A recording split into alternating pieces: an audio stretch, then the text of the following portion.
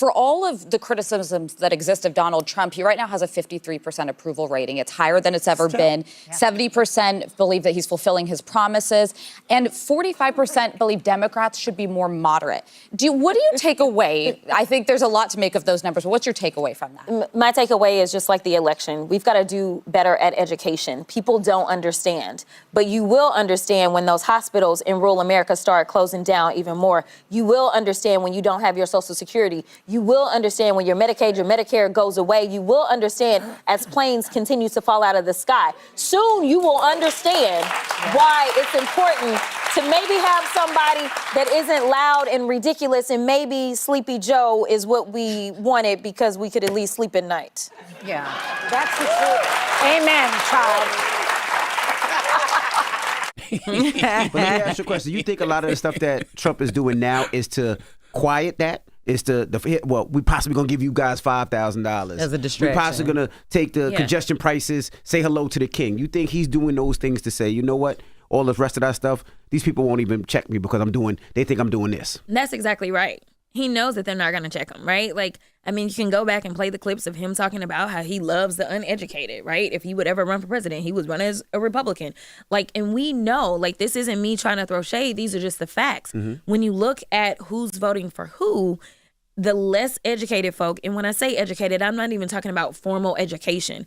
I'm talking about people that literally don't want to read and enlighten themselves on facts. Mm-hmm. Those are the people that typically vote for the Republicans, and it's one of the reasons that we have to stop writing in theses as Democrats, right? Mm-hmm. Like, we want to give you every single little detail that we can find so that you can have all the information. But the reality is that the average person that is going out there and voting, they're not paying attention to that. And we fail to realize how selfish people are. Mm-hmm. People go out and they vote in their own self-interest, right?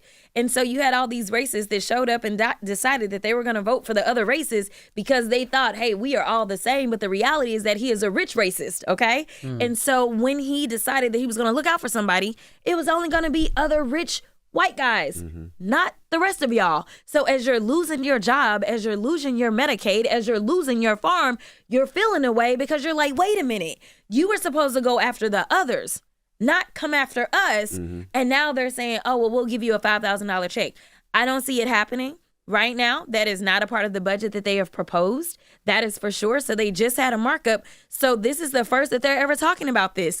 The budget that they proposed, where they went through a 13-hour markup just the other day, proposed getting rid of Medicare. So, I mean, theoretically, they should have the money if you decide that people won't have health care in this country, which costs a little bit more than $5,000 a person.